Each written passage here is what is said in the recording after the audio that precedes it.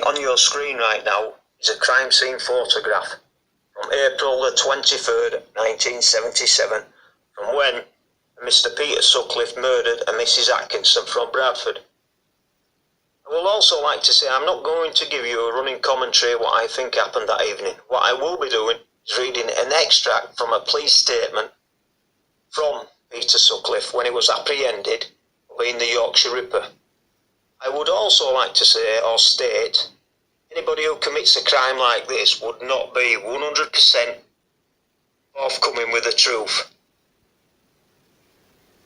Police statement from Peter Sutcliffe. The next one was a couple of months later in Bradford, Patricia Atkinson. It was a Saturday night late on. I drove off Lum Lane into Church Street. I knew this was a prostitute area. I was in my corsair, either the white one or red one. I saw this woman in St. Paul's Road at the junction with another road. She appeared drunk and was banging on the roof of a white Mini, and was shouting and bawling, "Fuck off," such things to the driver, who then drove off at speed. I pulled up to her and stopped, and without me asking, she jumped in the car.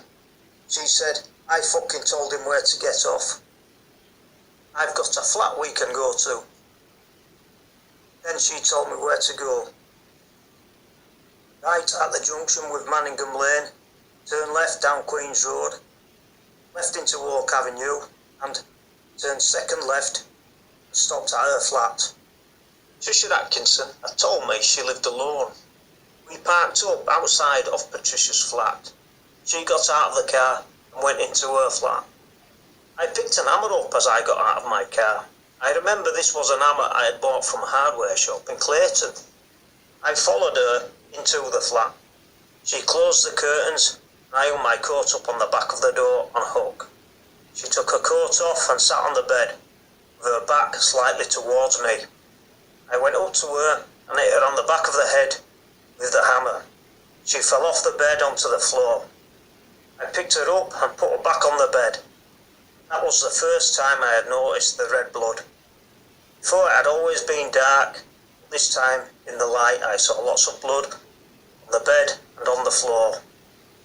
When she was on the floor, I hit her another 2 or 3 times. Before I put her on the bed, I pulled the bedclothes back before I put her on the bed. She had already pulled her jeans down before I attacked her.